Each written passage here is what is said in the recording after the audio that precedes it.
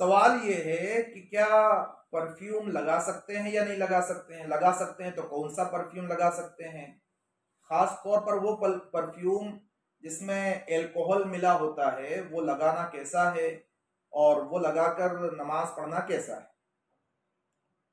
इसका जवाब ये है कि सबसे अच्छी बात तो ये होगी कि आप इत्र का इस्तेमाल करें, खुशबू में इत्र इस्तेमाल करें। पैगंबरों की सुन्नतों में से है खुशबू इस्तेमाल करना, इत्र इस्तेमाल करना।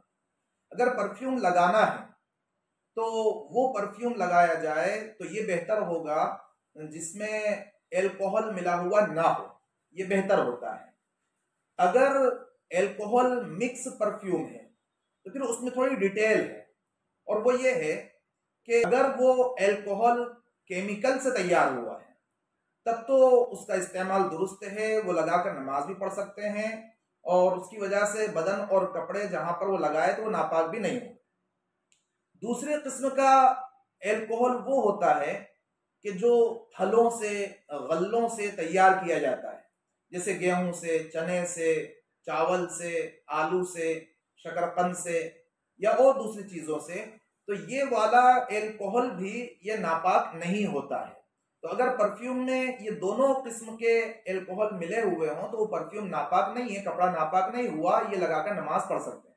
हाँ, तीसरे किस्म का जो अल्कोहल होता है वो वाला कि जो खजूर से तैयार किया गया या छुआरे से तैयार किया गया या अंगूर से तैयार किया गया या किशमिश से तैयार किया गया, तो ये वाला जो अल्कोहल होता है ये नापाक होता है। ये जिस परफ्यूम में मिला हुआ होगा फिर वो परफ्यूम भी नापाक होगा, और वो लगाकर अगर नमाज पढ़ेंगे तो फिर नमाज दुरुस्त नहीं होगी।